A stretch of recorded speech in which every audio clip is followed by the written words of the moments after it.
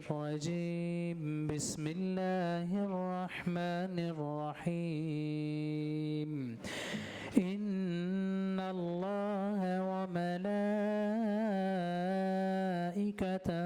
يصلون على النبي يا أيها الذين آمنوا صلوا عليه وسلموا تسليما إن الذين يؤذون الله ورسوله لعنهم الله في الدنيا والآخرة وأعد لهم عذابا مهينا صدق الله العظيम। जज़ाकल्लाह। जो ऑफिसर यहाँ प्रेजेंट हैं वो अपना तारुफ करा दें, जो इस टेबल पे बैठे हैं वही sir. Sir Anwar Ali DS admin sir livestock department. Sir Saqib Ali अतील सेक्रेटरी लाइफ स्टॉक। जी sir doctor Mohammad Yusuf director general production sir. जी Asfar Zia ji special secretary livestock south Punjab.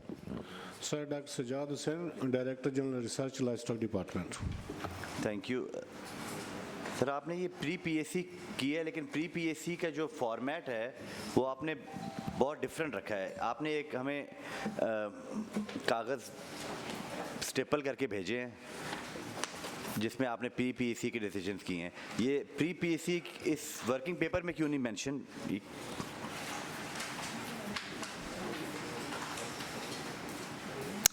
Working paper department बनाता है, पर ये वर्किंग पेपर सर पहले दिया गया था, प्री PSC उसके बाद हुई है सर। सर जो ऑडिट कमेंट्स हैं सर थोड़े लेट में मौसूल हुए थे, उसकी वजह से सर हमने बड़ा इसको अर्जेंसी में करके फिर ये सर 1 मिनट से मीटिंग बनाया। लेकिन हम ये दो चीज़ें तो एक साथ नहीं देख सकेंगे ना। ये ज़रा सर हमने कोशिश की टाइमली सर ये सारे सेट्स बना के सर असम्बली सर जनाब को पेश कर दिए थे। थोड़ा सर उसमें जल्दी में करने पड़े, इसलिए थोड़ा ठीक है। चले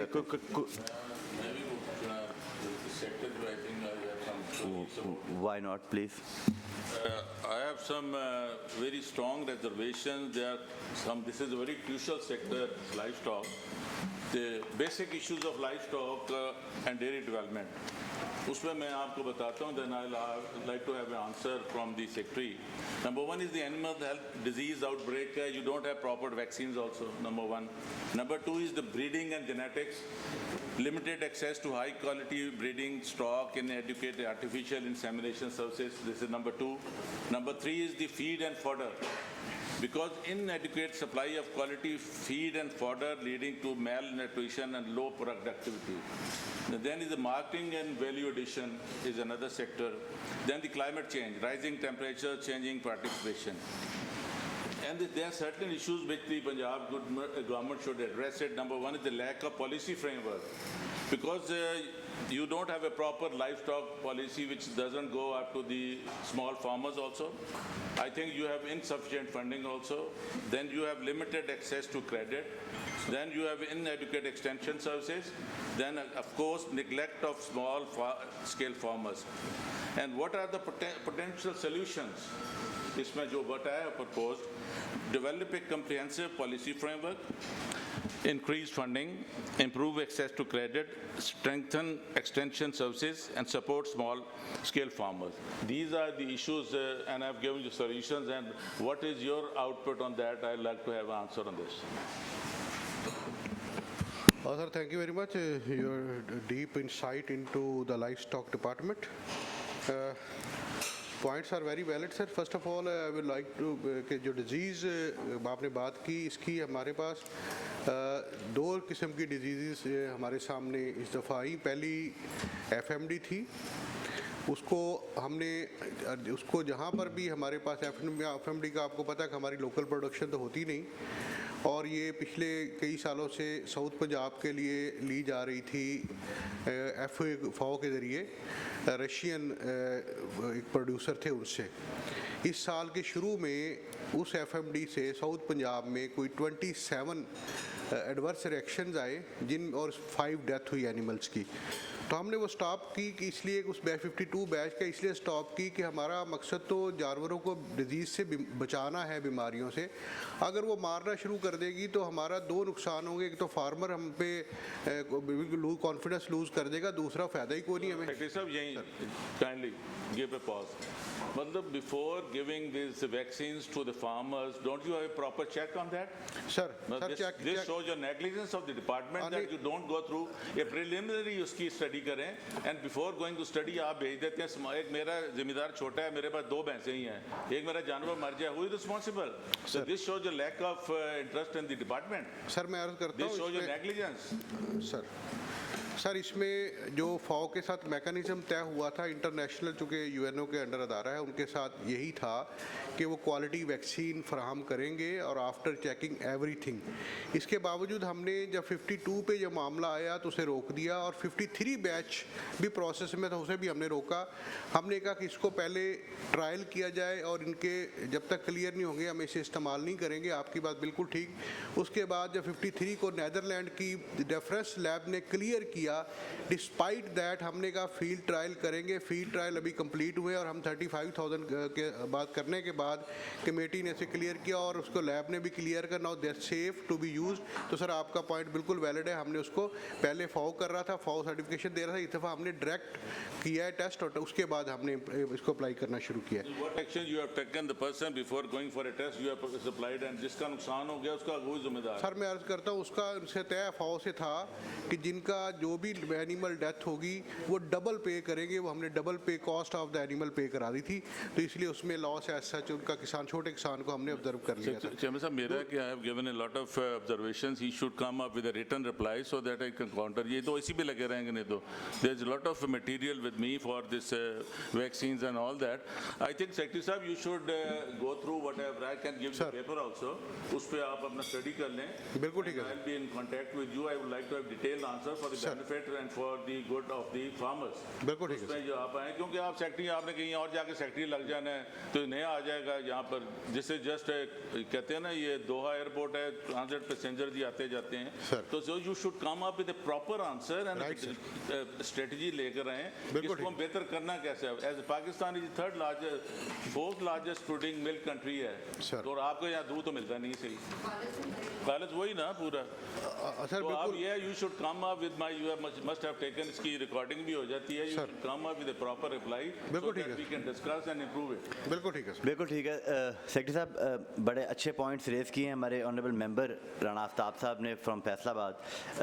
आप इनके साथ कोऑर्डिनेशन में भी रहेंगे? बिल्कुल ठीक है सर। मकसद तो यही है कि हम डिपार्टमेंट और की बेहतरी हो सके, अच्छे good practices are involve. Sir जी जी, सॉरी शेर अली साहब। सेक्रेटरी साहब से मेरा एक सवाल है। अभी पिछले दिनों national horse and cattle show हुआ लाहौर के अंदर, उसमें आपने बहुत तशहीर की कि 30 साल के बाद ये हॉर्स एंड कैटल शो हो रहा है। तो मेरा as far as my memory supports में 2015 में भी गालिबन ये हुआ था और 2022 में भी हुआ था, तो 30 साल कैसे आपने कैलकुलेट किया? Sir horse and cattle show इस दफ़ा लाइफ स्टॉक पिछले साल जो भी हुआ लाइफ स्टॉक डिपार्टमेंट जब भी करता रहा, इस साल हमने नहीं किया था, PHA ने अरेंज किया था और हमारा सिर्फ एक कंपोनेंट था उसमें जो हमने उसकी परेड कराई थी एनिमल्स की और उनका कंपटीशन कराया था मिल्क का।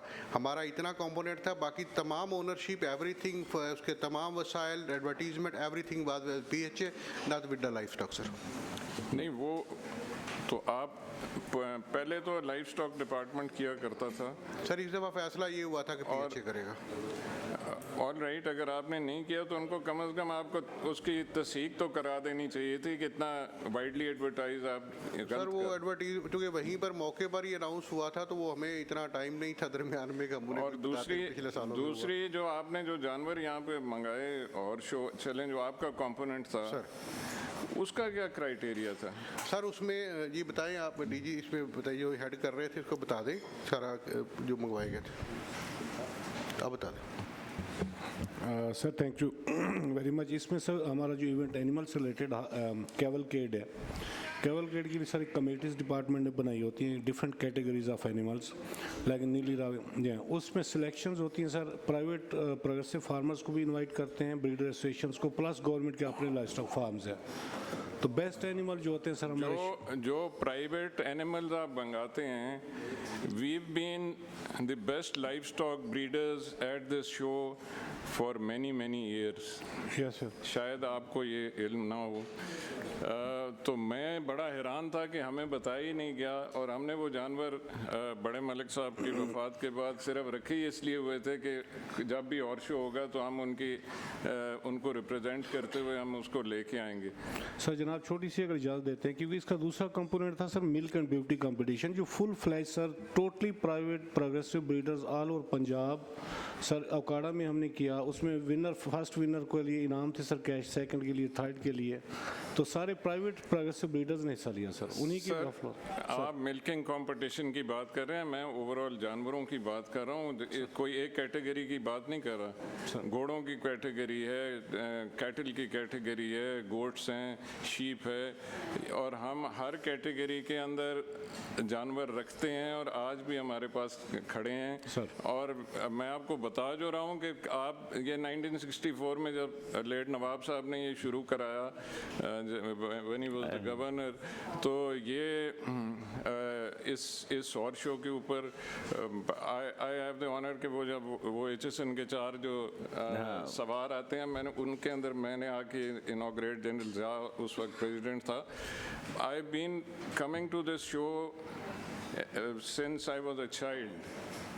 My father was always a judge at this horse show. My uncles were judges at this horse show. मैं तो इसलिए कह रहा हूँ कि आपने हमें बताया ही नहीं कैसे आपका क्या डिपार्टमेंट कर रहा है। The question is, what is the criteria? What is the mode of selection? This is your personal, आपकी ज़ाती ख्वाहिश होती है या पसंद नापसंद होती है? A person like सरदार साहब मतलब identify किया है, who have been the मतलब जिनको शौक भी है, किया भी है, why they have been ignored? Sir मैं इसका जवाब दे दूं सर, अगर इजाज़त दें। Sir doctor Ashraf sir, DG extension life stock sir. Actually sir ये जैसे सर सेक्रेटरी साहब ने फरमाया कि PHA सर इसकी लीड ले रहा था, और जो हमें सर इसके लिए उन्होंने एनिमल्स कहा कि आपके सिर्फ एनिमल्स परेड वाले होंगे, जो अगर हम बाकी ओवर द पंजाब इकट्ठा करें तो वो परेड के लिए टेम नहीं होते, ट्रेन नहीं होते। तो हमारे पास जो लाइफ स्टॉक के फार्म्स के ऊपर जानवर थे जो इससे बार बार गुजरते हैं, फ़िलहाल हमने वो मुख्तलिफ ब्रीड जो थी, पहले उन्होंने हमारी स्लॉट जो थी वो आधा घंटा रखी, बाद में इसको भी कम करके 15 मिनट के लिए कर दिया गया। 90 जानवर की उन्होंने हमें इजाज़त दी, इसको भी उन्होंने कहा कि रिड्यूस करें। तो सिर्फ आपने 10 मिनट के अंदर उन जानवरों को वहाँ से गुजारना है, और ऐसे गुजारना है कि जैसे वो ट्रेन जानवर हो। तो ट्रेन जानवर के लिए जब पहले शो हुआ करते थे, पिछले तो 4-5 साल से ये लोकल गवर्नमेंट करवाती थी, हम भी उसका एक छोटा सा पार्ट होते थे जिसके अंदर हम पार्टिसिपेट करते हैं, लेकिन इस दफ़ा तो हमें बिल्कुल ही रूडिमेंट्री पार्ट सर हमें मिला। तो हमने वो जो जानवर थे वो सिर्फ 5-6 दिन का हमें मौका मिला, उन 6 दिनों के अंदर हम फार्म से ही जानवर लेके थे, लेकिन हमने कहा कि नहीं, ये एक हक तलफी होगी पूरे ब्रीडर्स की। तो हमने कहा कि हम इनका मिल्क और ब्यूटी कंपटीशन भी करवाना चाहते हैं, जिसको हमने अरेंज किया। जैसे DGR साहब फरमा रहे थे, हमने वो बहादुर नगर फार्म के ऊपर उसको वाइडली पब्लिसाइज किया और इसके मुताबिक लिया गया। तो सर ये दीज आर द कंस्ट्रेंट्स। आप एक ऑब्जर्वेशन सेक्रेटरी साहब नोट फरमा लें। सर एक सेकंड, मैं कुछ तस्दीक कर दूं। हमारे इलाके से जानवर आए हैं, आप ये गलत कह रहे हैं, you are giving wrong information, this is not right. People from my area, my constituency came to this horse show, they were invited here, we were not invited. One, this should be noted. और यार मैं cattle की बात कर रहा हूँ, horse तो आप कहते हैं ट्रेंड नहीं है, हमसे ज़्यादा कौन ट्रेंड है इस काम के लिए? ये सारे इस बात के गवाह हैं। सारी ज़िंदगी हमने काम ही ये किया, और ऐसा काम केड़ा किया? असी को बेचण वास्ते जानवर रखते हैं?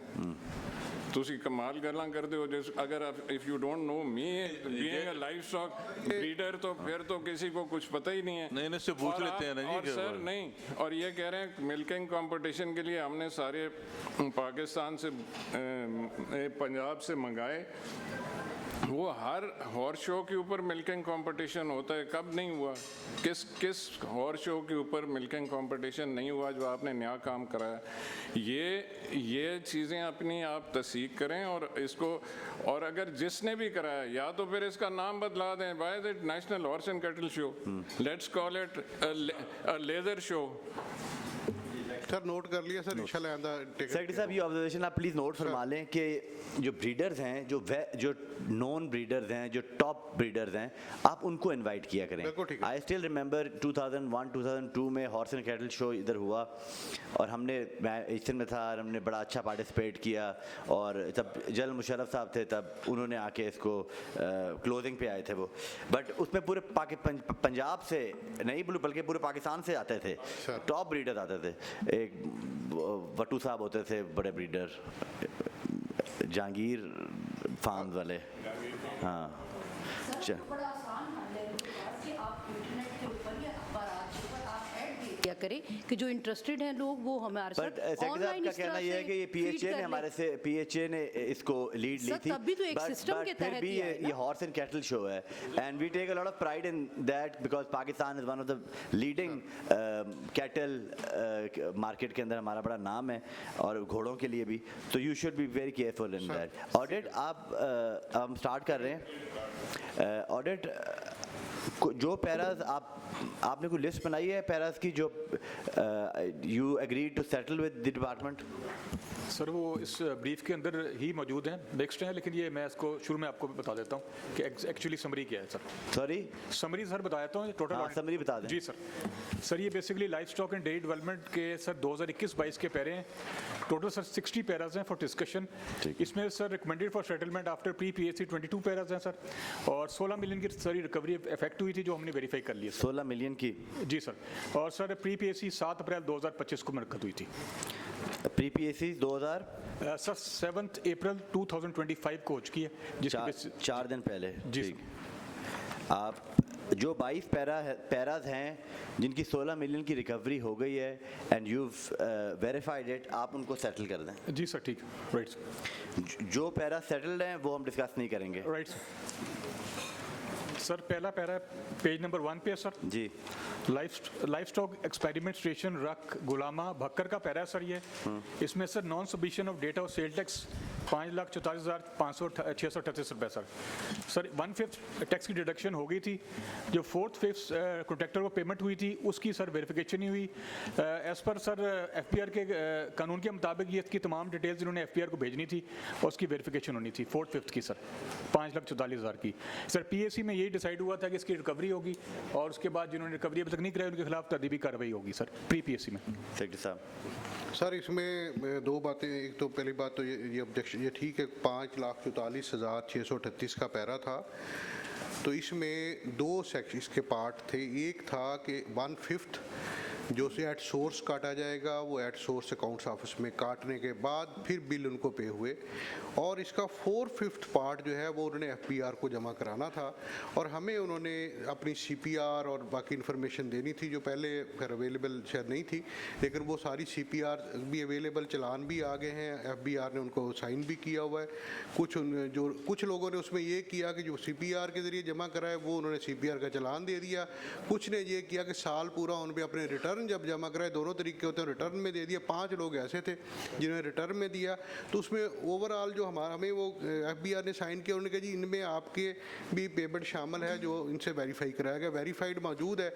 अगर इसमें मजीद कोई डिटेल में ऑडिट में जाना चाहता है तो हम हाजिर हैं सर, जैसा भी करना चाहिए। ऑडिट आप वो वेरीफाई कर लेना जो। जी सर ठीक है, वेरीफाई कर लेते हैं। जी सर ठीक है सर, ये नंबर लिखे हुए जो टैक्स इश्यूज हैं ये तो आपकी वेरिफिकेशन के साथ मुसल हैं। आप अगर ये इन्होंने जमा कराए हैं तो आप पैरा भी सेटल कर दें। जी सर। नेक्स्ट सर अगला पैरा सेटल्ड है, इसके बाद सर अगला पैरा पेज नंबर 5 पे है। Non recovery of dues on account of shifting of crops to other government farms sir ये टोटल रिकवरी इन्वॉल्व थी गवर्नमेंट फार्म से जो इन्होंने सीड वगैरह दूसरे फार्म्स को ट्रांसफ़र किया था 11 मिलियन की सर। इसमें से 7.97 मिलियन की रिकवरी अभी भी पेंडिंग है, बाकी रिकवरी हो गई है जो हमने वेरीफाई कर ली सर। जी सर, ये हमारे पास ये बात ठीक है इनकी, प्री पीएससी के वक्त कंप्लीट नहीं थी, लेकिन वो कम्प्लीटली होगी, डॉक्यूमेंट भी मौजूद है। अब इसको भी अभी चेक कराने गए थे, लेकिन चूँकि टाइम शॉर्ट था दरमियान में, तो वो हमारे पास मौजूद है, रिकॉर्ड ठीक किया जा सकता है, रिकवरी होगी और रिकवरी होगी सब्जेक्ट टू वेरिफिकेशन। सर रख उलामा के हवाले से बिल्कुल बात करें। सर, मैं सेक्रेटरी साहब ये गुजारिश करनी थी कि ये बताएं टोटल लैंड कितनी है रख उलामा की? जी बताइए जी।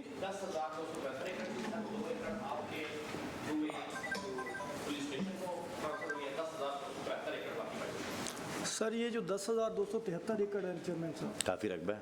हाँ जी, इसमें पोजीशन ये है कि इसमें बड़े कीमती दरख्त थे, पुराने दरख्त थे, जंगल था, मतलब 10-15 फुट पे भी आपको कोई चीज़ नज़र नहीं आती थी, इतना थिक फॉरेस्ट था वहाँ पे। मैं अभी गया हूँ, कोई कुछ दिन पहले वहाँ से गुजरा हूँ, मेरे हल्के में आता है, बिल्कुल साफ, कोई वहाँ पे किसी किस्म का कोई दरख्त नहीं है, झाड़ियाँ तक साफ हो गई। और बाद में मैंने वैसे पता किया, मुझे पता चला उसमें कोई किसी किस्म का जो प्रोसेस होता है कोई अडॉप्ट नहीं किया गया, कोई नीलामी नहीं है, कोई वो नहीं हुआ, बिडिंग नहीं हुई, कुछ भी नहीं हुआ, सारा पूरा जंगल जो है ना वहाँ पे साफ हुआ। वो लैंड फॉरेस्ट डिपार्टमेंट का है? नहीं सर, वो लाइफ स्टॉक क्या वो बता रहे हैं ना, मैं उसकी बात कर रहा हूँ। वो लाइफ स्टॉक क्या की ओनरशिप है? लाइफ स्टॉक की ओनरशिप है वो जो 10,200 एकड़ है। तो उसमें सेक्रेटरी साहब से मुझे ज़रा मैं पूछना चाहता हूँ कि वो जंगल कहाँ गया? वो करोड़ रुपए की, मतलब अरबों भी मैं कह सकता हूँ, अरबों रुपए का होगा सर। जी सर, उसमें मैं सर क्लियर कर दूँ इसमें थोड़ा सा मजीद इनकी बात को, कि ये बेसिकली पिछले साल 1.5 साल पहले एक ओवरऑल ऑर्डर करके ये लैंड बहुत सारी जो थी वो दी गई इसमें GCLI को, ये सब्सिडरी है। किसको दी गई जी? GCLI एक कंपनी है आर्मी के। What does DCLI stand for? Green cooperative initiative. Come again, sorry sir. नहीं समझे। Come again. Green cooperative initiative. Green cooperative initiative. Life stock initiative. Green cooperative life stock initiative, ये army के subsidiary company SIFC के बाद बनाई गई थी। Federal government की है? फेडरल गवर्नमेंट की, आप इसे ऑलमोस्ट प्राइवेट है लेकिन है आर्मी बैकग्राउंड के साथ। तो ये उसमें लैंड सारी बोर्ड, ये दूसरा ये बता दूं कि ये लैंड हमारी मलकियत नहीं थी, हमारी मलकियत सिर्फ एक जहांगीराबाद इधर है हमारी ओकाड़ा फार्म पे, बाकी तमाम लैंड जितनी फार्म्स की है वो सारी board of revenue provincial government की थी। प्रोविंशियल गवर्नमेंट ने उसमें बहुत सारी लैंड इनको ट्रांसफ़र कर दी और रख-उलामा की उसारी कर दी गई, तो इसलिए उसके बाद उनके पास चलेगी। इसका अब हमारा पास तो बची कोई नहीं थी उसके बाद। Under which law they can transfer the land of government of Punjab to GCLI? Under which law? They must have given you some document or some sort of a notification, something like that. ये तो नहीं ना, ये assembly के procedure है, ये मेरे नाम कर दें, how come? आपको अथॉरिटी सर ये क्योंकि मलकियत ही उनकी है, हमारे पास तो हमें तो दिया गया था कि ये पोजेशन के, ताकि हम वहाँ पे अपना जो भी जानवर वगैरह पे काम कर सके, उनका फॉर्डर उगा सके। इसका जवाब तो बोर्ड ऑफ रेवेन्यू दे सकता है सर। नहीं सेक्रेटरी साहब, नहीं, you are the secretary, you are the administrative head, this is under your command. When something has been वहाँ पे stolen या remove की गई है, this should be in your notice. Under आप कोई डॉक्यूमेंट दिखाएं जिस डॉक्यूमेंट की वजह से आपने GCLI को दे दी है, वो बताएं हमें, दिखाएं वो डॉक्यूमेंट। वो आपको मैं प्रोड्यूस कर देता हूं। मतलब you should come well prepared। ये क्या हुआ, आपने इतने 10,000 एकड़ जमीन दे दी है सर। ये इसमें जो question, Can you give one मरला of your own land to anybody? Sir अगर तो ये क्वेश्चन होता तो अभी ले आते, लेकिन नहीं, you should come prepared. We don't come here for a cup of tea or coffee, we have come here to work for it. Rana साहब प्रोवाइड कर, एक मिनट, लेट्स इसको अंडरस्टैंड कर लेते हैं, इसको आराम से अंडरस्टैंड कर लेते हैं। मैं आपकी बात ठीक साहब बिल्कुल समझ रहा हूँ। ये लैंड बोर्ड ऑफ रेवेन्यू की थी, BOR की थी। BOR जिस मर्जी को दे दे, हम समझते हैं। BOR ने जब ये लैंड GCLI को दी, ये किस सन में दी थी? 2023 में सर। 2023 में दी है, नॉट रिसेंट जी, नॉट रिसेंट। जब उन्होंने ये लैंड उनको ट्रांसफ़र की, उससे पहले उसकी जो पोजेशन था वो आपके पास था ना, आपके डिपार्टमेंट के पास था पोजेशन? जी हमारे पास। आपसे पोजेशन चला गया, उधर चला गया। खान साहब, ये आप मुझे बता सकते हैं कि आपका हल्का है 2023 से पहले से ये कटिंग शुरू थी? नहीं नहीं सर, ये तो अभी हुई 23 है, के बाद हुई है। ये अभी हुई है, कोई 6 महीने हुए ठीक होंगे। है, not under his watch, not under secretary life stocks watch, but फिर भी जब वो 23 में आपने हैंडओवर की उनको फेडरल गवर्नमेंट को, let's consider federal government, federal government के किसी अदारे को आपने दे दी, उन्होंने कोई डॉक्यूमेंटेशन दिखाई कि BOR के साथ हमारी ये डॉक्यूमेंटेशन हुई है? जी, नोटिफिकेशन भी बोर्ड ऑफ रेवेन्यू को मौजूद है सर, हम आपको प्रोड्यूस कर देंगे। ठीक है। पॉइंट है कि जब ये ज़मीन होती है ना, ये हुकूमत मलकियत की होती है, पंजाब की होती है, खाना मकबूजगी में ये डिपार्टमेंट आता है। ये actually there is always notice given कि ये फॉर दिस पर्पस हमें ये ज़मीन चाहिए, मगर ये ज़मीन का ये नहीं होता कि वहाँ पर जो चीज़ें पड़ी वो भी उनको दे देनी है। That is the property of the government of Punjab. आप उसके दरख्त हैं, आपने लास्ट टाइम फॉरेस्ट का देखा था कि 131 लोगों को जुर्माना किया, रिकवरी अरबों रुपये है और कोई उसकी नहीं कोई कंप्लायंस हुई है। तो this is very serious matter है। मैं खान साहब चाहता हूँ कि हम ना नेक्स्ट मीटिंग में जो नेक्स्ट मंथ की शेड्यूल होगी, हम BOR को ले लेते हैं, फिर आपके इस मैटर को हम उसमें डिस्कस कर लेंगे। कैसे? ये बड़ा बड़ा बड़ा इंपॉर्टेंट इशू है। हाँ जी, मैं सिर्फ उसी में एक ऐड करना चाहता हूँ, बात आपकी बिल्कुल ठीक है, बिल्कुल सही है। मैं ये कह रहा हूँ, जब गवर्नमेंट कोई भी ज़मीन किसी जगह अलॉट भी करती है ना जी, बिल्कुल दे देती है, तो फिर भी जो दरख्त होते हैं वो गवर्नमेंट की मलकियत होते हैं। बिल्कुल। जो चकूक में भी अहाते अलॉट किए जाते हैं, वहाँ पे रहने वाले लोग भी दरख्त नहीं काट सकते। तो इसमें तो करोड़ हार रुपए की जो है वो मुझे तो समझ नहीं आती, ये पता नहीं गायब कैसे हुई है, और ऐसे हुई है दिनों में जो है वो गायब हो। जब BOR को हम बुलाएंगे तो इस केस के ऊपर हम एक स्पेशल उनसे कहेंगे कि हमें प्रोब चाहिए, तब करेंगे ना। नहीं सर, उनमें they should come up with under which law they have given this land and for what purpose, under what terms and conditions, और जो उसके मौजूदा दरख्त है, जैसे the honourable member has pointed out, वो दरख्त कहाँ चले गए हैं? बिल्कुल। ये और दुनिया में दरख्त लगा रहे हैं, क्लाइमेट चेंज का इतना बड़ा फिनोमेना चल रहा है। फाइनेंस, हमारे पास कोई प्रोविजन है after the amendments of our rules and procedures कि हम पहले या तो हमारे पास कोई पब्लिक पटिशन आए, क्योंकि अभी तक हमने वो रूल पास किया नहीं पब्लिक पटिशन वाला, उसी की मैं मिनट्स अभी देख रहा था, मेरे पास पड़े हैं, उसका मैं भी मेंबर हूँ उसका। पब्लिक पटिशन के साथ हम उनको पहले इंटीमेट कर सकते हैं कि आप इस चीज़ का जवाब लेके आएँ। तो क्या हम अब कोई रूल हमें इजाज़त देता है कि हम उनसे स्पेशली इस रख के बारे में पूछ लें? जी सर, बिल्कुल। ये जो आपके नए रूल्स आए हैं इसके तहत आप प्रोसीड कर सकते हैं। ठीक है। अच्छा, और चेयरमैन साहब ये कह रहे हैं कि ये ग्रीन इनिशिएटिव है। ग्रीन इनिशिएटिव है, तो ग्रीन इनिशिएटिव में दरख्त जो है वो सारे उड़ा दिए। ये तो उसमें तो प्रॉपर प्रोब होना चाहिए, इसमें कोई शक नहीं है। सब it's a very simple law. आप यू हैव द पावर कि this issue was raised bye N honourable member regarding the theft of trees और whatever, an honorable member, if he comes up, if he comes up with any public petition, that should be considered as 5 lakh बंदे का sign है। That is relevant. बस। तो ठीक है sir, this is not matter concerning to this department, but sir सिर्फ एक और बात, सेक्रेटरी साहब, ये जो लाइफ स्टॉक एक्सपेरिमेंट फार्म है, वहाँ पे क्या एक्सपेरिमेंट होते हैं और क्या वहाँ पे जो चल रहा है जी? सर ये डी जी बताएं, डी साहब। सर बेसिकली मेरा नाम doctor Mohammad Yusuf, director general production. Sir basic इसका जो ऑब्जेक्टिव है वो हमने अपनी ब्रीड कंजर्व करनी होती है, जो लोकल हमारी ब्रीड्स है, जैसे नीली रावी है, साहिवाल ब्रीड है, स्मॉल एनिमल कजली है, थली है, ये सारी ब्रीड्स हमने कंजर्व करनी है हमारे ये लाइफ स्टॉक फार्म के ऊपर। एक तो बेसिक इसका ऑब्जेक्टिव ये होता है, एक तो हम ये कर रहे हैं। दूसरा सर इसका मेन ऑब्जेक्टिव ये होता है कि हमारा एक प्रोजनी टेस्टिंग प्रोग्राम है, जिसके तहत हम जो बच्चे और कट्टे प्रोड्यूस वो कर रहे हैं, जो हाई प्रोड्यूसर जानवर हैं उनके कट्टे और बच्चे होते हैं, उसको हम फर्दर 2 तरीके से इस्तेमाल करते हैं। एक तो हमारे सीमन प्रोडक्शन यूनिट है, यहाँ हम वो लेके जाते हैं और वो सीमन प्रोड्यूस करके थ्रू आउट पंजाब जो है वो हम सप्लाई करते हैं। सर इसका दूसरा तरीकाकार ये है कि जो फार्मर हमें अप्लाई करता है तो हम नेचुरल ब्रीडिंग के लिए भी वो हम जानवर जो है वो उनको देते हैं, ये ब्रीडिंग पर्पज़ के लिए, और ये गवर्नमेंट के नोटिफाइड रेट्स हैं उसके मुताबिक। सर मेन सर ये इनके 2 जो पर्पज़ हैं जो लाइफ स्टॉक फार्म जितने भी हमारे सर।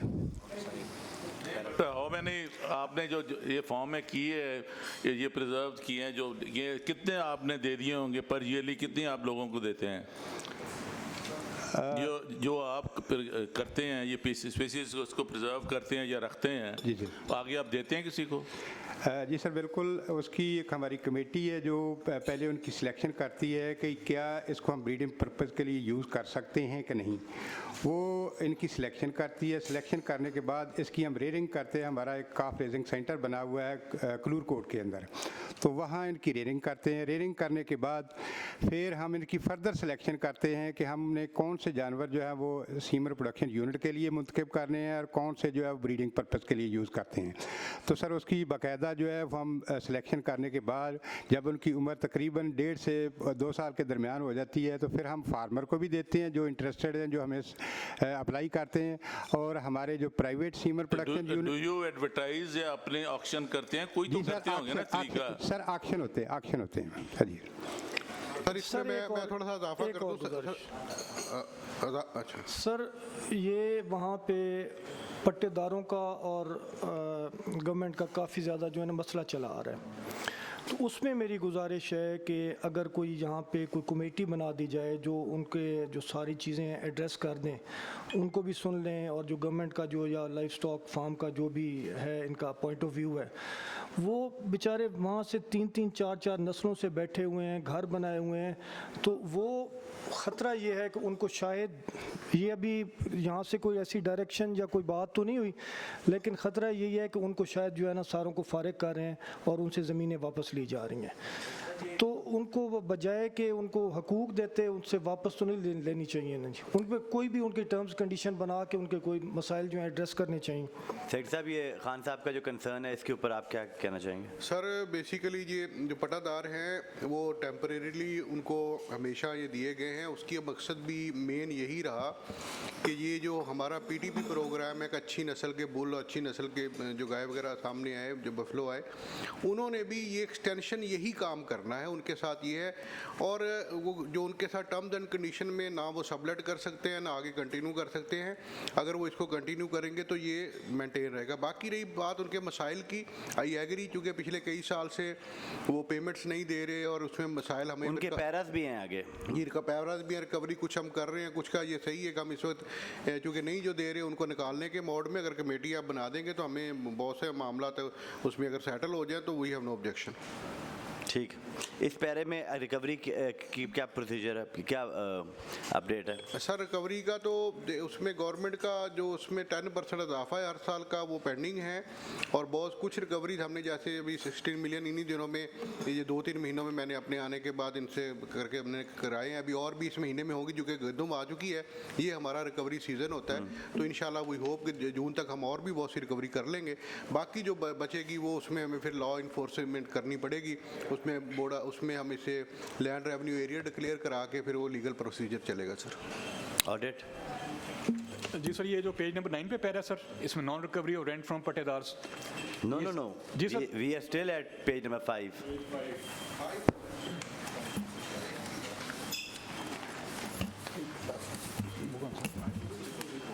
5 में रिकवरी होगी ना, आपने कहा है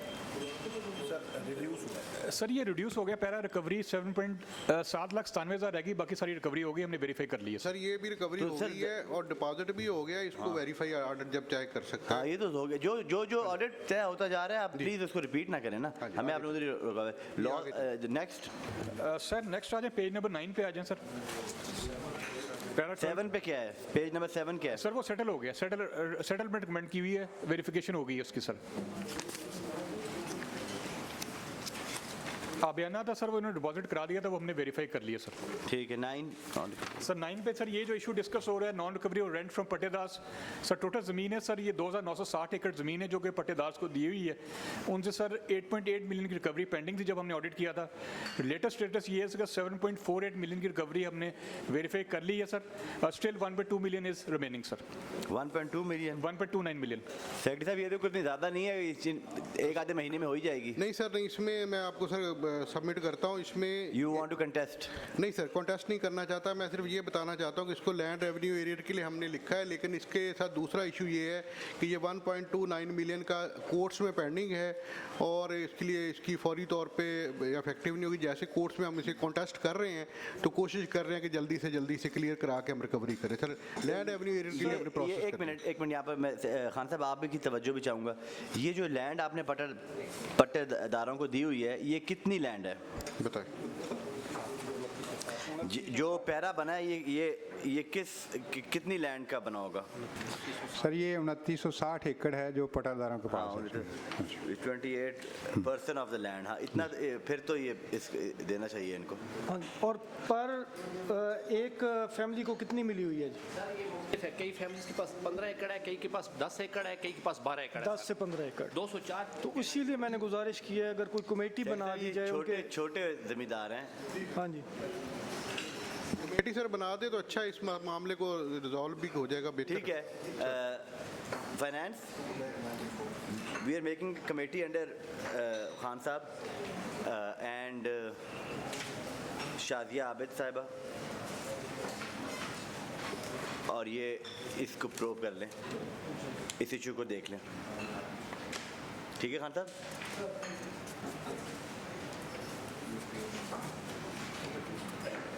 तब तक आप इनसे रिकवरी भी स्टॉप कर लें। नेक्स्ट पेज नंबर 11 है sir, irregular payment of salary due to shifting of headquarters. Sir कुछ मुलाजमीन जो हेडक्वार्टर से बाहर काम कर रहे थे उनको पेमेंट हेडक्वार्टर से ही हो रही थी। इसके सर डीएसी में रिकमेंडेशन दी कि इसको पैरे को रेगुलराइज कराया जाए from finance department, but the regularisation is still pending.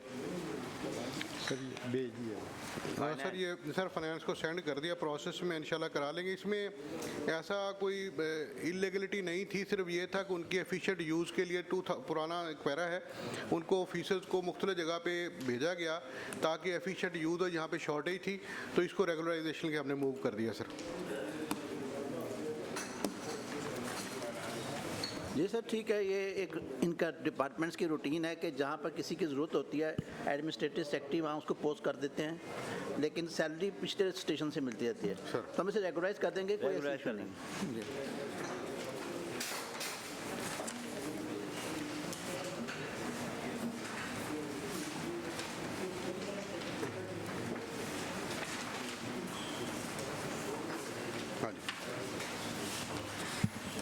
Sir next अगले 3 पैरे सर रिकमेंडेड फॉर सेटलमेंट है, रिकवरी थी, रिकवरी हो चुकी है। इसके बाद सर पेज नंबर 20 पे आएंगे सर। ठीक, लेकिन पेज नंबर 13 के ऊपर जो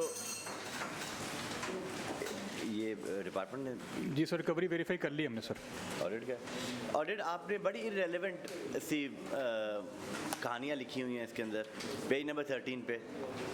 स्टिक टू द पॉइंट, क्योंकि जब आप जो ऑब्जर्वेशन होती है आपकी वो कहीं गुम हो जाती है पूरी उस तमीद के अंदर।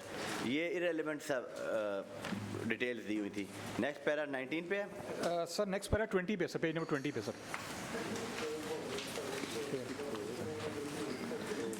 Sir para 12.4.7.3 irregular expenditure on purchases without tender and with splitting sir. इसमें सर फर्टिलाइजर, सीड्स और पेस्टिसाइड्स खरीदे सर इन्होंने फॉर 9.6 मिलियन के सर। तो इसमें इन्होंने कोई टेंडर भी नहीं किया और स्प्लिटिंग की हुई थी सर। और स्टैम्प ड्यूटी थी वो भी रिकवर नहीं की सर। वो अब स्टैम्प ड्यूटी रिकवर की है, वो हमने वेरीफाई कर ली है, लेकिन टेंडर सर किसी किस्म का नहीं हुआ था। 96 लाख की परचेज हुई। बिल्कुल सर ठीक, इसकी हमने प्रोब सब ऑर्डर कर दी है परी पीएससी के बाद। इंशाल्लाह जो भी फाइंडिंग आई है उस पर एक्शन भी होगा, आपको भी कन्वे कर देंगे सर। प्रोब कौन कर रहा है सर? सर प्रोब इधर कर रहे हैं पोल्ट, इधर हमारे डॉक्टर राव शफाकत अली खान हैं, पोल्ट्री डेवलपमेंट ऑफिसर हैं सरगोदा के। किस ग्रेड के हैं? ग्रेड के 19 ग्रेड सर। ठीक है।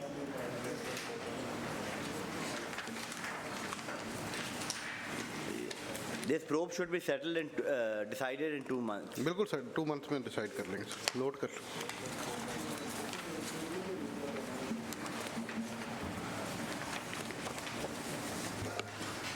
नेक्स्ट सर पेज नंबर 30 है सर। इससे पहले तमाम पैरे सर हमने वेरीफाई कर लिए recoveries. 12.4.7.9 irregular expenditure on procurement of medicines sir 2,94,000 की मेडिसिन खरीदी गई थी स्प्लिटिंग करके, ये वही है। इसमें भी सर टेंडर नहीं किया था sir,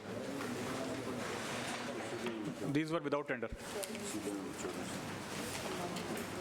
sir Is there any provision in the by the finance to purchase without any tender? No sir, no tender होगा। So this is a violation of the financial rules. 50,000 के नीचे भी tender होगा? 1,95,000 का है ना, 94,000 हाँ जी सर, ये 2,44,000 का पैरा है सर। ये असल में ये मेडिसिन जो परचेज़ की गई डिफरेंट मेडिसिन थी और 50,000 से कम की, हर एक जो परचेज़ है वो डिफरेंट है, उसके लिए 50,000 से कम की थी, तो इसलिए मेडिसिन जी सर ये 40 पेज 30 पे, तो इसलिए सर ये एक ही दिन के अंदर हुआ है एक। नहीं सर, मुख्तलिफ डेट्स हैं ये, लेकिन एक दिन भी अगर होता डिफरेंट मेडिसिन होती तो इतना इशू नहीं होता। इशू अगर एक ही मेडिसिन होती, वो 2.5 लाख की होती तो वो उससे ज़्यादा थी, कैपेसिटी 2 लाख की है इनकी, तो उससे ज़्यादा थी, लेकिन ये 2,44,000 की है टोटल है। तो मेरा ख्याल सर इतना इसमें डिफरेंट मेडिसिन होने की वजह से कोई सीरियस इलीगलिटी नहीं, रेगुलराइजेशन कहते तो हम करा लेते हैं। स्प्लिटिंग तो नज़र आ रही है सर, क्योंकि परचेज में गैप थोड़ा है, बार-बार ऊपर नीचे की डेट्स हैं, लेकिन मेडिसिन डिफरेंस हम इससे रेगुलराइज कर देंगे अगर आपकी इजाज़त होगी, तो अमाउंट ज़्यादा नहीं है। 3 एक डेट की है, 2 डिफरेंट। Less than 50,000 कीता है जी। ये सर ये राउंड Splitting है ये। का मौका आप उड़ जाए ना उनके जिनका पैरा वो आ जाए, ये डिपार्टमेंटल प्रोब करवा के रेगुलराइज कराएं, उसे भेजे ना, आप उठेंगे सेक्रेटरी साहब। सर आप सर इसका भी प्रोब कर लें, ठीक है and you have to fix responsibility. बिल्कुल we will not allow splitting here. Sir बिल्कुल ठीक है।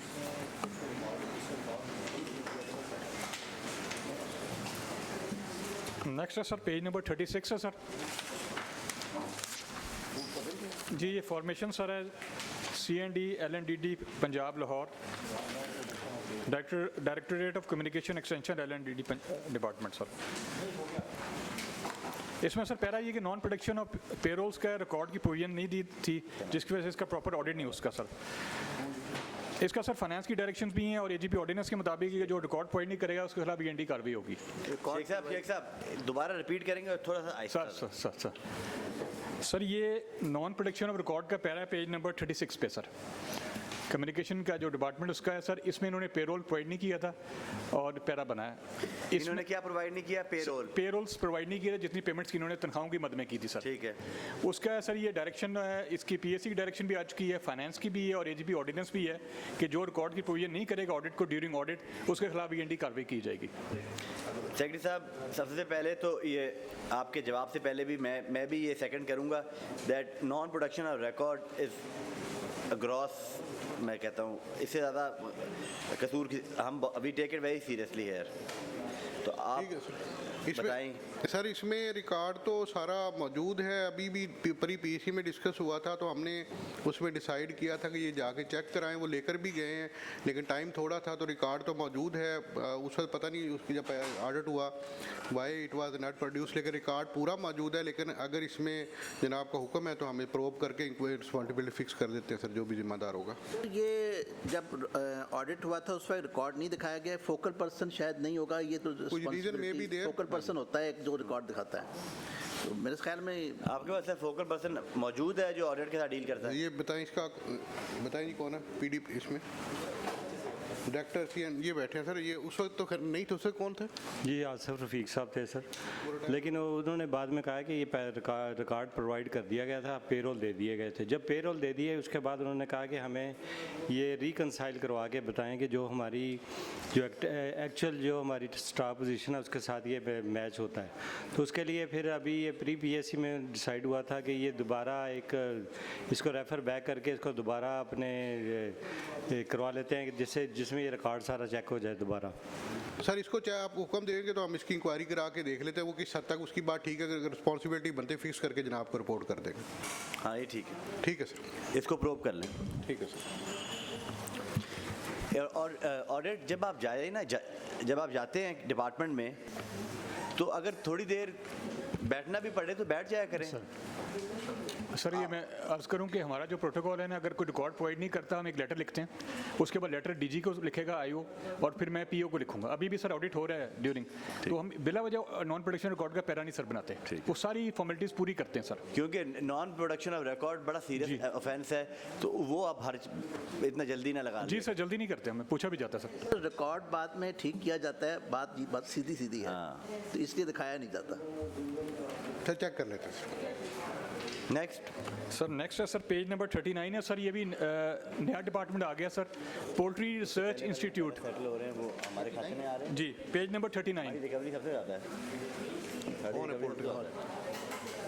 6 अरब कर लिए। ये सीरियस प्लान जी, आप जो बिस्मिल्लाह कर देते हो तो पहले। हाँ सर ये पेपरा के रूल की वायलेशन का पैरा है सर। मेडिसिन खरीदी गई और वो विदाउट टेंडर खरीदी गई सर। इससे पहले एक टेंडर हुआ था और इंक्वायरी कमेटी ने रिकमेंड किया था कि इसको री टेंडर किया जाए। बजाय री टेंडर करने के इन्होंने तमाम की तमाम मेडिसिन खरीदी, और सर मेडिसिन की तादाद अमाउंट है 2.29 मिलियन, 22 लाख की मेडिसिन खरीदी गई sir, with splitting without tender. इसमें सर ऐसा है कि इसकी एक इंक्वायरी कंडक्ट हो चुकी है, और इंक्वायरी में इंक्वायरी अफसर ने सर इंक्वायरी अफसर ने तमाम का तमाम मामला को एग्जॉनरेट कर दिया है। तो ये प्री पीएससी मीटिंग हमारी हुई थी, जिसमें सेक्रेटरी साहब ने शोकस का ऑर्डर किया था और कहा था कि इंक्वायरी दोबारा ऑर्डर वो ये सेक्रेटरी साहब बताएंगे। सर बिल्कुल इसमें ये बात इनकी इस हद तक बिल्कुल ठीक है कि ये एक दफ़ा पेपरा के तहत ऑर्डर हुआ, उसके परचेज कमेटी ने री टेंडर का ऑर्डर किया, लेकिन ऑफिसर ने उसे नहीं फॉलो किया, इसीलिए सर उस प्रोब दोबारा की गई, और इंक्वायरी अफसर जिसने की थी उसे भी शोकाज दिया गया कि एक्सप्लेन करेंगे ये पॉइंट उसने कैसे इग्नोर कर दिया। जब लीगल रिक्वायरमेंट है तो वो इंशाल्लाह सर जैसे प्रोब आएगी आपको पुट कर देंगे। इंक्वायरी ऑफिसर कौन थे?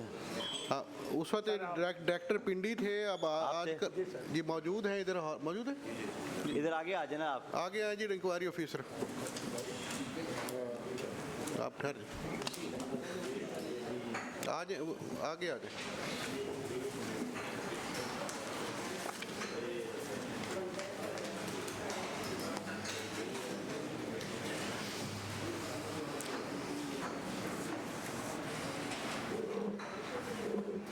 इसी पे शोकॉज करने लगे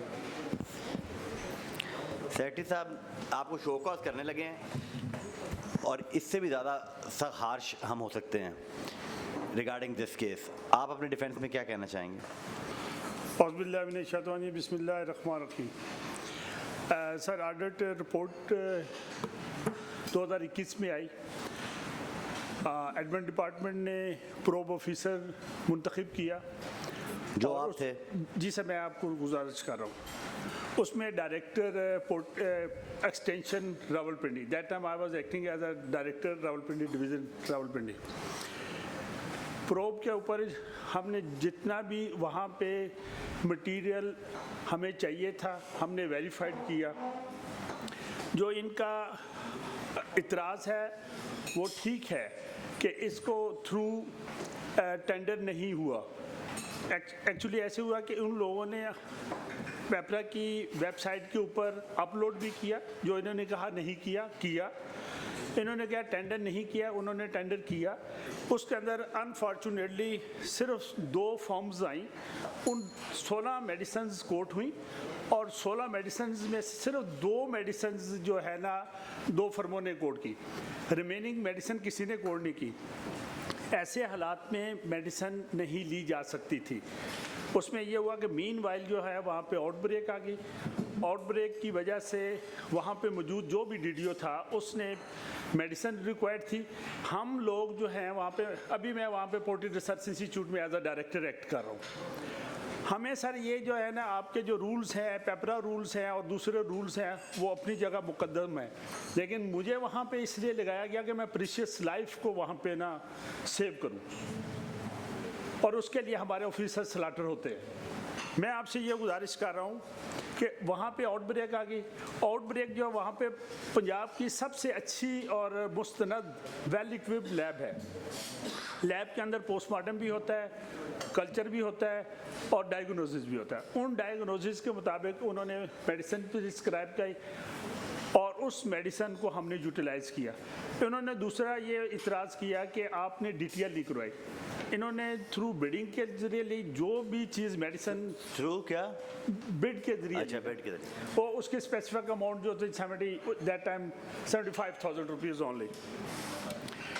सर जो भी चीज़ मेडिसिन हम खरीदते हैं अपने लिए, अपने घर वालों के लिए, तो हम उसका डिटेल नहीं करवाते। आगे वो दोस्त ने ऑडिट वाले ने लिखा जी डिटेल के बगैर इस्तेमाल किए। एक तरफ से वो कह रहे हैं कि आपने थ्रू टेंडर नहीं की, दूसरी तरफ कह रहे हैं कि वो आपने डिटेल नहीं करवाया।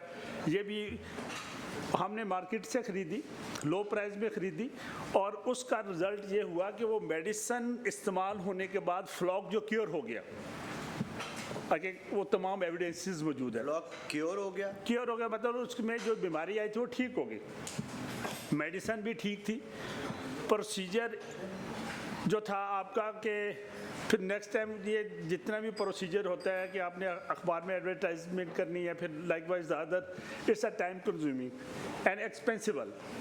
मेरे पास इस वक्त तीसरी दफ़ा मैं मेडिसिन के टेंडर में गया हूँ, लोग आते नहीं हैं, मुझे मेडिसिन चाहिए।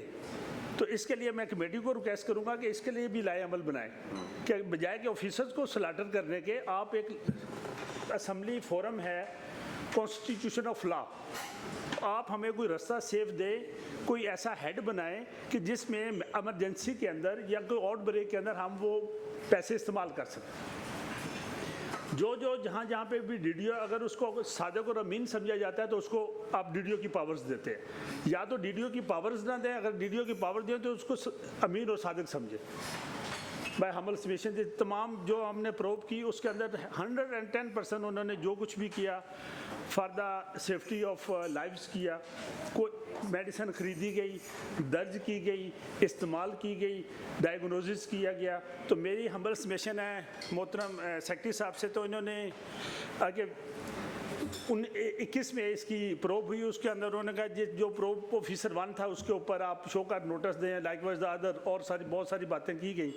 तो मेरी हम्बल सबमिशन है, मेरा ये लास्ट ईयर है, आफ्टर 6 मंथ मैंने रिटायर होना है।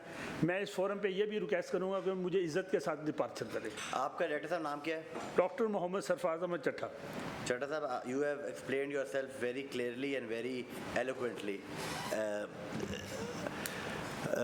फाइनेंस ये जो सर्कमस्टांसेस डायरेक्टर साहब ने बयान फरमाए हैं, अंडर दीज सर्कमस्टांसेस फाइनेंस के पास कोई रूल्स हैं टू बाईपास पेपरा या कोई और? क्योंकि यहाँ पर तो उन्होंने जब उन्होंने कहा है कि मैंने पेपरा में ऐड दिया, 2 फर्म्स आई, आउटब्रेक हो गया, आउटब्रेक को बचाने के लिए मुझे तो मैं या पेपरा के पास जाता, महीना उधर इंतज़ार करता, या फिर मैं दवाई लेके फ्लॉक को बचा लेता। फ्लॉक को मैंने बचाया है।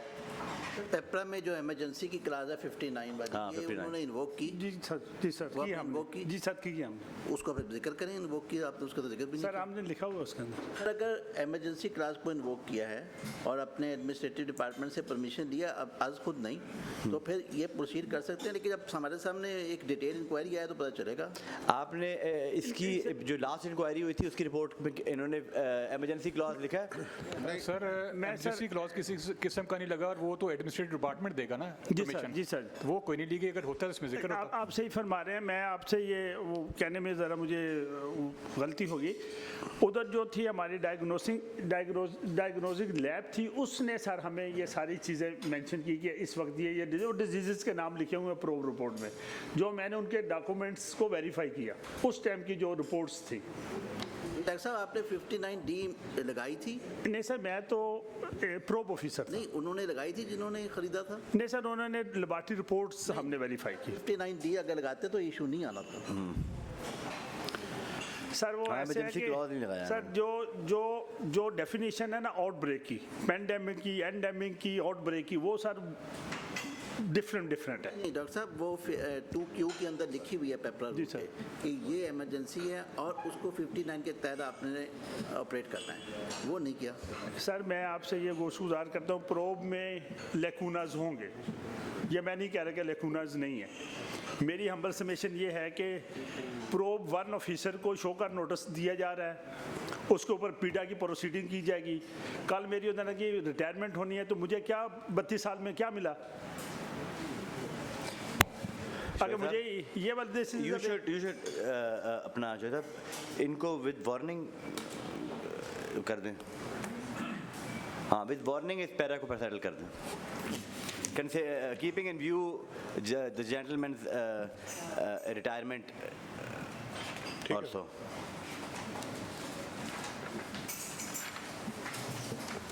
एंड सेक्रेटरी साहब, आप इन दिस केस इस किस्म के आपके पास तो रेगुलर केसेस आते होंगे क्योंकि ये आउटब्रेक्स हो जाते हैं, आपको मेडिसिन लेनी है, तो उस पर आपको ऐसा मैकेनिज्म बनाएं जहाँ पर जो ऑफिसर्स हैं, जहाँ जिनको डीडीओ का चार्ज दिया हुआ है, उनके पास वो फिर एमरजेंसी क्लॉज इन्फोर्स करके वो चीज़ें कर सकते हैं। जब पेपरा ने आपको इजाज़त दी हुई है तो वाई नॉट आप अपनी पावर इस्तेमाल करें, या तो यूँ कर लें या फिर एक अच्छा मैकेनिज्म और तरतीब दे दें। सर बिल्कुल ठीक कह रहे हैं। उससे ये कोई रिक्वेस्ट एडमिन डिपार्टमेंट को रिक्वेस्ट सेंड नहीं हुई उस वक्त भी, तो जब भी सेंड होती है तो उस पर एडमिन डिपार्टमेंट देख के फिर उसमें पूरा फैसिलिटेट भी करते हैं, और हम अगर वो कैबिनेट तक जाना होता है कैबिनेट को भी पुट करके एमरजेंसी क्लास के मजाज से ले लिए होते हैं, it is matter of days. लेकिन इस केस में पर्टिकुलर बात करें तो वो मुतलका ऑफिसर ने नहीं भेजा था, तो लेकिन बात आपकी ठीक है कि अब इन पे सारा बर्डन बहुत सारा आ रहा है, तो डिसाइड हमने लीनियंट व्यू लेना है इसके ऊपर ले लिया। ठीक है सर।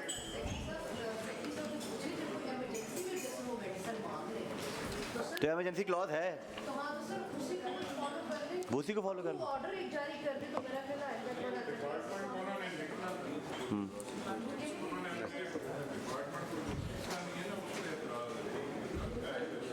ठीक है। अगर ये आ जाता मैडम तो हम कर देते होते हैं, ऐसा मसला रोकते नहीं होते। Next sir page number 42।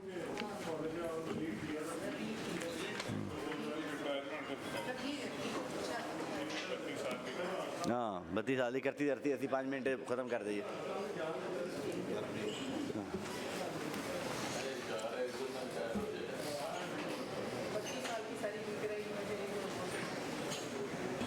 अल्लाह ताला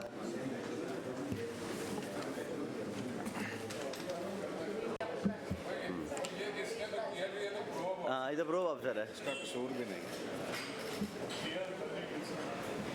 next next sir page number 42 है सर। ये director livestock DG Khan का पैरा है, para number 12.4.21 less recovery of income tax on services rendered.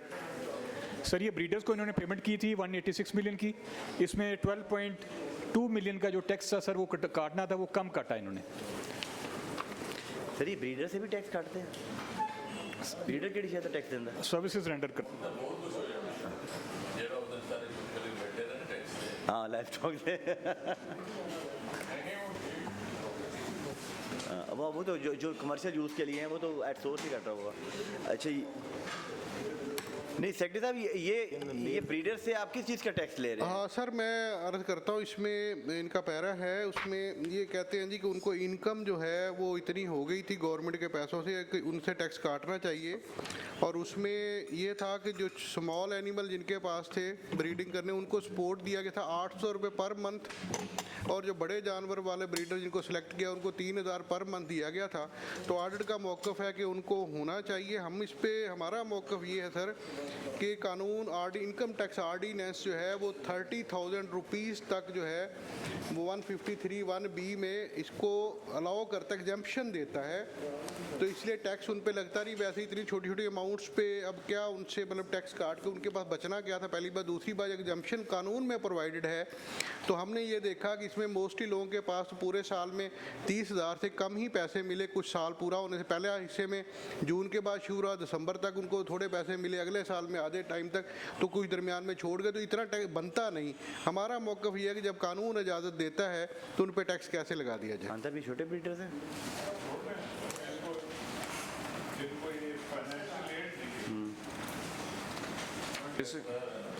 Financial assistance है ना गवर्नमेंट? हाँ जी असिस्टेंस है सर, एड भी नहीं मामूली सी 500 रुपये क्या उसमें उन्होंने करना था। असिस्टेंस ले रहे हैं वो टैक्स कहाँ से दे? हाँ कहाँ से दे? It should be, it should not be. और ये आपने कौन सा रूल कोट किया FBI? 153 सर 153(1)B 153 के तहत इसको जाने दें। B 153(1)B मैं सर पढ़ भी देता हूँ कहते हैं तो नो सेक्रेटरी साहब आपने एक दफ़ा पहले पढ़ा आपने? फॉर द रेंडरिंग ऑफ और प्रोवाइडिंग ऑफ सर्विसेज, जो हम ये सर्विसेज आज वो इसलिए था कि उनके सर्विस के इसलिए पैसे हम दे रहे थे, except where payment is less than 30,000 rupees in aggregate during financial year. अगर एग्रीगेट पूरे साल का होगा तो तब उस पर टैक्स लगेगा, तो इसमें 500 पे क्या हम एग्रीगेट लगाते हैं सर? ठीक है, सेटल करते para. Thank you sir.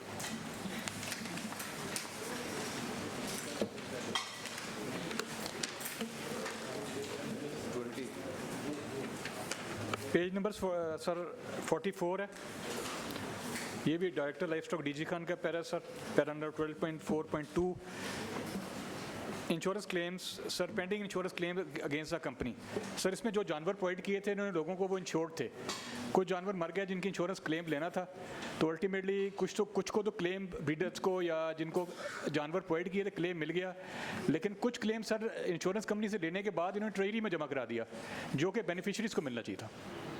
Sir ये ठीक कह रहे हैं, इससे हमने एग्री किया, जो 14 क्लेम पे कर दिए गए हैं, 4 बाकी हैं वो ऑलरेडी हमने ट्रेजरी में जमा करा, उसकी चूँकि हमने उन्हें जो उन्होंने जमा कराया था कॉल डिपार्ट उसमें से काटे हैं कंपनी के और हमने डिपॉजिट करा लिए, हमारे पास पैसे मौजूद है और हम उसको प्रोसेस करने जा रहे हैं। डायरेक्टर लेटर लिख दिएगा। ज़बरदस्त, ये तो अच्छा हो जाएगा। जी सर, रिकवरी कर लें सर। Sir thank you.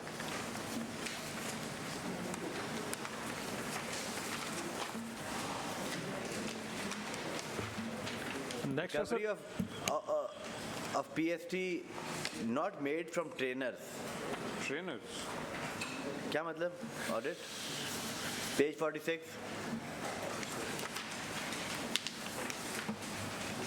ये तो सेटल सर हो ये तो रिकवर हो गया ना? रिकवरी हो गई है, रिकवरी हो गई है, लेकिन ये मुझे ये है क्या? आपने ऐसी रिकवरी कर ली कि क्या है क्या? Rendering of services and repair works, but हाँ, प्रोविंशियल से टैक्स है ना? supply of goods.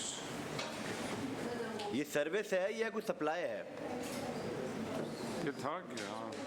सर ये सर्विस है क्योंकि पीएसटी है सर। हाँ पीएसटी है। जी, कौन सी सर्विस को आप टैक्स कर रहे हैं? जी सर। ट्रेनर्स की क्या? ट्रेनर्स की ये सर चूंकि रिकमेंडेड था फॉर सेटलमेंट, इसलिए वो स्किप किया, तो मैं वो फाइल मंगाई सर। ये सर सप्लाई ऑफ गुड्स और इसके रेंडरिंग सर्विस 3 चीज़ें थी सर इसमें, एक सप्लाई ऑफ गुड्स थी, एक रेंडरिंग ऑफ सर्विस थी, एक रिपेयर वर्क्स था। ये 3 चीज़ों पे मुख्तलिफ क्या पैरे में सिर्फ एक सिर्फ ट्रेनर लिख दिया गया, लेकिन इसमें 3 चीज़ें थी, तो जिसमें ये बनता था टैक्स वो हमने रिकवर करके एज पर पैरा वो कंप्लीट करा दिया सर। मतलब supply of goods and services है? जी सर, गुड्स एंड सर्विस। हाँ, बड़ी इररिलेवेंट सी हेडिंग है। ऐसी सर, बेसिकली ये क्लब पैरा था, इस वजह से ऐसी हेडिंग। हाँ जी, ट्रेनर बेचारे के। हाँ, अगला page. PST and income tax. Trainers की ही पेमेंट थी, जिन ट्रेनर्स ने सर्विसेज प्रोवाइड की, लोगों को ट्रेन किया था, उनको जो पेमेंट हुई थी उसमें से ये काटना था, और ये रिकवरी एडमिटेड है और रिकवर भी हो गई और मैंने वेरीफाई भी कर ली सर। चलो गुड। नेक्स्ट कौन सा है?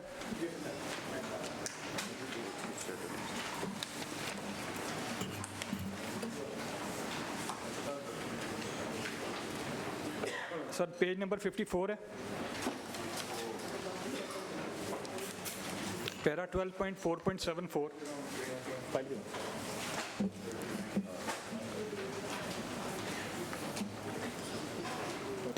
Irregular expenditure on printing without observing PEPRA rules, 3.96 million की पेमेंट हुई है सर। ये बेटा वाला सर आपको दे दिया था सर के पास।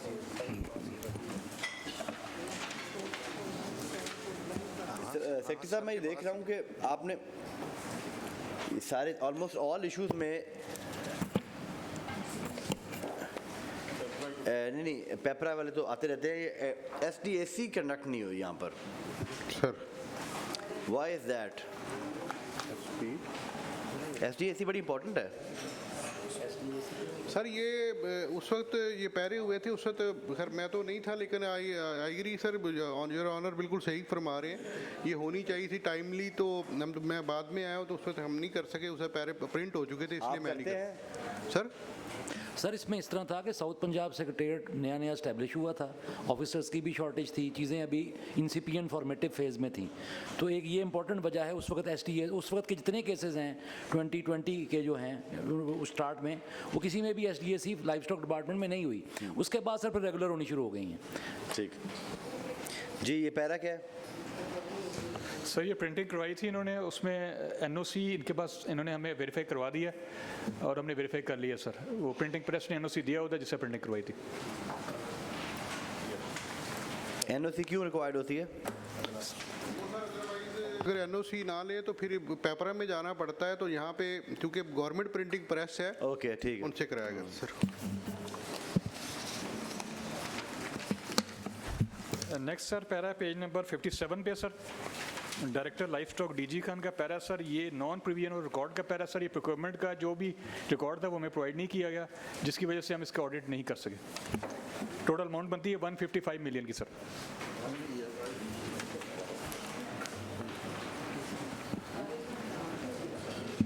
Secretary Sahib, do you have any answer to this observation of the audit? So why the record was not sir produced? मैं इसमें सर अर्ज करूं, बिल्कुल आई एग्री। इसमें हमने भी एक इंक्वायरी की जिसमें 2 डिविजनल डायरेक्टर, एक ये DG खां यही वाला और बहावलपुर, दोनों को ना सिर्फ सस्पेंड किया गया, इसमें 1 चार्ज नॉन प्रोडक्शन था, उसके अलावा उनको पीडा लगा दिया गया, अंडर प्रोसेस है, 90 डेज से ऊपर रखे। सेकंड उनकी सस्पेंशन जारी है, तो हम ऑलरेडी इस पे कार्रवाई कर चुके हैं कि why they have not provide ना they did not cooperate with the record. ये बात ठीक है सर, इनकी नहीं प्रोवाइड किया गया था। Under the assembly rules, non-provision of a record amounts to a breach, and you can be punished for 3 months by this committee also. Yes sir, बिल्कुल सर, आप कर सकते हैं। You can be sent to jail or that concerned officer for 3 months under the Privileges Act, because this is a breach of the privilege of the committee, and till today you have not been able to provide the documents. Sir बिल्कुल इसमें इनके खिलाफ एक charge ये भी है, और बिल्कुल योर ऑनर इज राइट, उसमें ऑलरेडी हम जो प्रोसेस मजीद आप डायरेक्शन दें तो मरीज भी प्रोसेस कर देंगे सर। हाँ, स्टैम्प ड्यूटी की रिकवरी इसमें होगी है? नहीं सर, इसमें रिकवरी का पैरा नहीं था, ये बुनियादी तौर पे इन्होंने मुख्तलिफ मेडिसिन वगैरह खरीदी और इसका मुख्तलिफ चीज़ें खरीदी। सर स्टैम्प ड्यूटी की हद तक वो हाँ जी वो रिकवर होगी सर, वो रिकवर होगी जी सर, वो रिकवर होगी, जी सर होगी, वो मौजूदा बाद में आने वालों ने कर ली सर। ठीक है, और आप उसके जो कंसर्न ऑफिसर है उसके खिलाफ पीडा की कार्रवाई को हुई तो हुई है, उसको और तेज करें। ठीक है सर, जैसे ऐसा ठीक है sir. Next para sir page number 59 पे है सर, ये भी director life stock DG Khan का है, ये भी sir non production of record का पैरा सर, रिकॉर्ड प्रोवाइड नहीं किया गया जिसकी वजह से ऑडिट कंडक्ट नहीं हो उसका। ठीक, वही बंदा होना सर। इसमें हमारी रिक्वेस्ट होगी कि इसमें सेक्रेटरी साहब, हमारे मेंबर का सवाल है कि ये जो DG खान के जो वो थे डायरेक्टर, ये वही एक ही आदमी है जिसका ये पैरा है? जी सर, एक ही है सर। मैं रिक्वेस्ट करूंगा कि इसका रेगुलर ऑडिट का बिल्कुल ऑर्डर कर दिया जाए, क्योंकि ये बहुत बड़ा इसमें अमाउंट्स इन्वॉल्व हैं, तो रेगुलर ऑर्डर कर ले, हम इन्हें रिकॉर्ड जो अवेलेबल है फराहम पूरा करा देते हैं। हाँ, आप इनका स्पेशल ऑर्डर कर दें, स्पेशल ऑर्डर DG खान का कर लें इसी पीरियड का, तो हम आपको प्रोवाइड कर देंगे। इसमें एक सबमिशन है, वो ये है कि ये सिलेक्शन प्रोसीजर जो हुआ था इंश्योरेंस कंपनी का, ये लाहौर में हुआ था और ऑडिट हुआ था रेगुलर DG खान में, रिकॉर्ड पड़ा हुआ था लाहौर में और फील्ड फॉर्मेशन का था ये ऑडिट हो रहा। इन्होंने रिकॉर्ड मंगवाया, वो टाइमली पहुंच नहीं सका और वो इस वजह से इशू बना। एक्चुअली कोई इंटेंशनली कोई इस तरह की इंटेंशन नहीं थी रिकॉर्ड प्रोड्यूस ना करने की। DG खान में रिकॉर्ड था ही नहीं उनकी कस्टडी में, ऑफिशियल कस्टडी में। रिकॉर्ड लाहौर में था क्योंकि सर प्रोक्योरमेंट या जो भी प्रोसेस था ये वो लाहौर में हुआ। सर ये कह रहे हैं क्योंकि साउथ पंजाब नया बना था सेक्रेटेरिएट, तो रिकॉर्ड इधर था, तो वहाँ पर जब पहुँचे तो वो इनका मौक़िफ़ ये है कि उस वक्त रिकॉर्ड उनके पास साउथ में नहीं था, तो ये चूँकि साउथ में कर रहे थे, इन्होंने ये observation they the non production की, लेकिन रिकॉर्ड मौजूद है लाहौर में, इनका ये मौक़िफ़ है। आप तो प्रोब जो है, प्रोब में पता नहीं चल जाएगा? हाँ, प्रोब कर लेते हैं सर, मच बेटर, प्रोब कर लेते हैं इसमें सर। सर नेक्स्ट है पेज नंबर 63, ये सेक्रेटरी लाइफ स्टॉक का पैरे हैं सर, सेक्रेटरी लाइफ स्टॉक के अपने पैरे हैं सर पहला पैरा सर 12.4.17.5 ये भी सर नॉन प्रोडक्शन रिकॉर्ड का para. Secretary life stock Lahore का ही पैरा है? सर ये ऑटोनमस, जी सर, ऑटोनमस बॉडीज़ का है, युवास का है मेनली। तो ये चूँकि अटैच डिपार्टमेंट है तो इसलिए पैरा हमारा बना है। बेसिकली युवास ने रिकॉर्ड इसमें फराहम करना था। You are the principal accounting officer. Sir? You are the principal accounting officer. हाँ जी, वो UVAS then vice then you are chancellor. supposed to answer it. Sir UVAS का वाइस चांसलर है, हम प्रिंसिपल अकाउंटिंग ऑफिसर। नहीं, but नहीं, who is answerable? Either the principal accounting officer is responsible or not. Sir under the rules की बात कर रहा हूँ सेक्रेटरी साहब, आप तो रोज रूल्स देखते हैं। वाइस चांसलर ऑटोनमस बॉडी का। Sir, but the secretary of the department is the head of the department, is the principal accounting officer. Under the rule law, the principal accounting officer is responsible. Finance? Principal accounting अफसर responsible हैं PSC को। PSC थी मैं कह रही हूँ, मैं और क्या कह रहे हैं? मैंने उनसे पूछना है ना। सर ये सेक्रेटरी का अपना है 1.4 बिलियन की अमाउंट, युवास का भी है, सेक्रेटरी का अपने भी अमाउंट है सर 1.4 बिलियन की नॉन प्रोडक्शन में। इसका भी सर रेगुलर ऑडिट करवाना चाहते कर ले हैं। इसमें हमें तो हम प्रोवाइड, जो हमारे पास रिकॉर्ड होगा सारा प्रोवाइड कर दिया जाएगा। युवास भी इसी बैठे, ये भी प्रोवाइड कर देंगे सर। अगर उस वक्त नहीं हो सका, आई डोंट नो उस वक्त व्हाट वाज द रीज़न हुआ सेक्रेटरी और क्यों ये प्रोवाइड नहीं हो सका, लेकिन इसका रिकॉर्ड जो भी होगा आपको प्रोवाइड कर दिया जाएगा। ये तो लाहौर क्या है, इसमें तो Sir, you should give a clear direction to your department. All the relevant record needed by the audit should be produced at the time of audit. Sir ये आप मेंबर इंक्वायरीज को दें, क्योंकि ये एडमिनिस्ट्रेटिव डिपार्टमेंट का matter है। Member inquiries ही बता सकते हैं इस पर। ठीक है, मेंबर इंक्वायरी को भेज देंगे। ठीक है सर।